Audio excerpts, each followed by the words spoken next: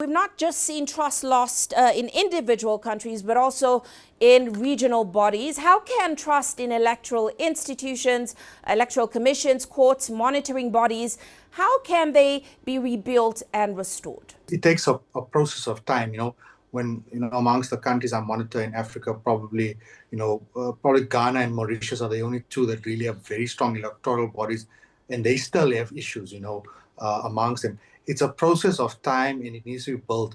Even so example, here in South Africa, we had elections last year and our body is fairly independent, but there were lots of issues around funding. They were under-resourced. And I think the first part starts with if they can be resourced well, and also measures put in place that it's independent from, like a special fund is put in that is independent and not controlled by the state. Is you mentioned a nice explanation. Whoever pays the piper, pays the tune.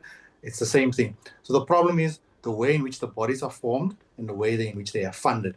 So if you can create a nice, clear model for that, you can slowly build trust.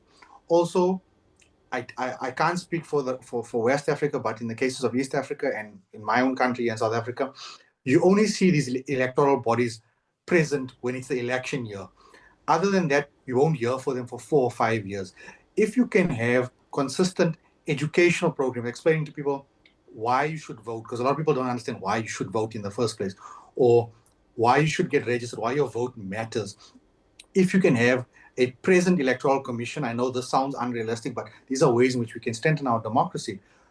People will understand, okay, these are the people, you build integrity, people start trusting, like, okay, this is the body that's explaining this. So it's a slow and steady process. It's not going to happen overnight by just giving it money. You need a visible electoral commission, not just in your election year, but over the period of, okay, elections are done now, let's start with our new cycle. Let's prepare people. Let's teach them, because you're going to have, new registered voters.